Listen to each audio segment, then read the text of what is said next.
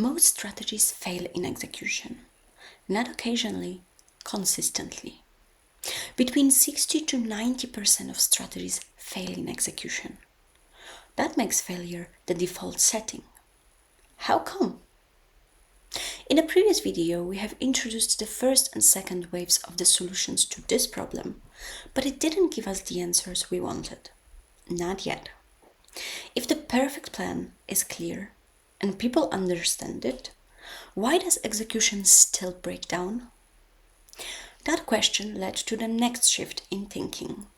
Maybe the problem isn't the plan and not even communication. Maybe it's people. And that introduced the third wave of solution.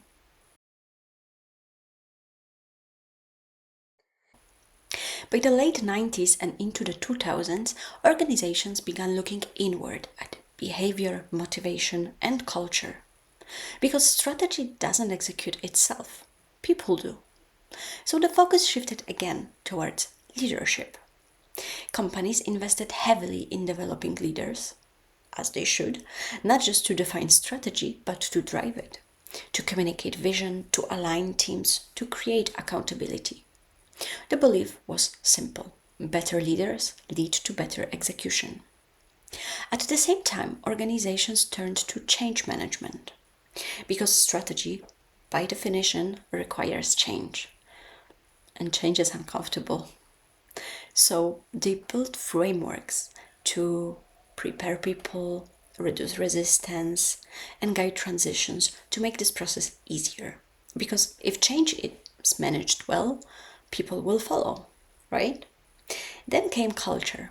Leaders began asking, what behaviors are we reinforcing? What do people actually value? What kind of environment are we creating?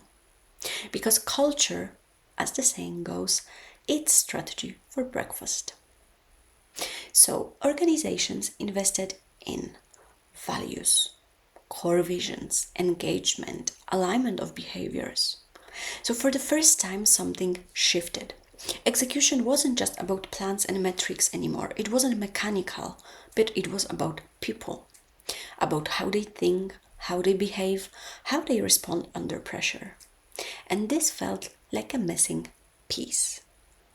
But then the same pattern appeared again and again. In some organizations, execution did improve. In others, nothing really changed. And once again, we're left with a difficult question.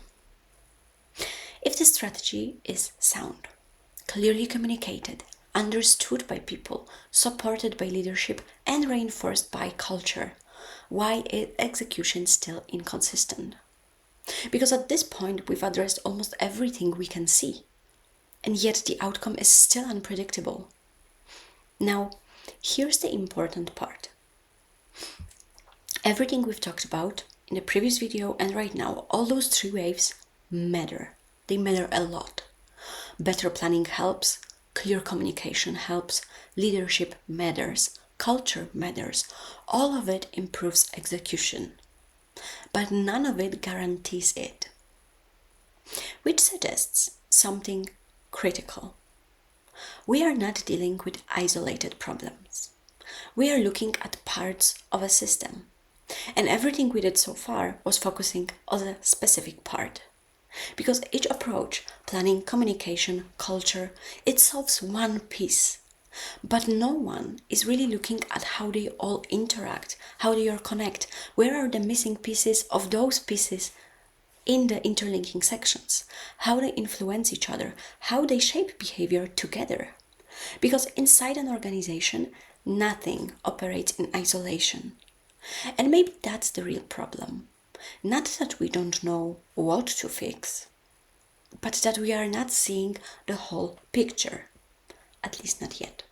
Because across decades of research, across industries, geographies, companies, strategies, across everything, time and space, the same patterns keep showing up. Decisions stall, priorities shift, projects drag on, initiatives get deprioritized. It's almost like something beneath the surface is shaping outcomes. It's not visible in strategy documents, it's not captured in metrics, but it's clearly present in how organizations actually behave. So here the question changes yet again. It's not which part of strategy execution is broken, at least not at this point. The question is, what is shaping what actually happens within an organization? Because two organizations can have the same thing, the same strategy, the same resources, the same talent, the same leadership, and still produce completely different results. So, what makes the difference? What actually translates intention into action? Because maybe the problem isn't that we don't know what to do. Maybe the problem is that we don't fully understand what drives what actually happens. And if that is true, then we are not just missing a better framework. We are missing a way to see something that has been there all along, hidden in plain sight. Something that shapes how decisions are really made, how priorities compete with each other and why, how information flows, how people behave under pressure. Something that isn't written anywhere, but quietly determines what happens after the meeting ends.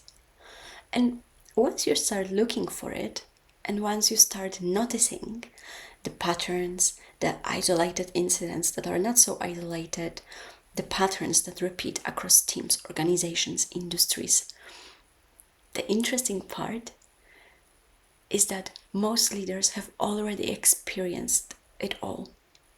You felt it. You felt that something is not right, but something is there. You've been working around it, struggled with it, but you rarely named them.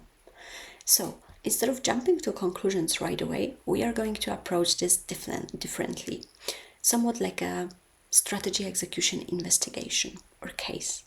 And we will be looking where most people don't, at those intersections. We will be noticing patterns hiding in plain sight, because once you start seeing them, you realize that they are there and you realize how obvious they are. Because strategy doesn't just fail because of what's visible.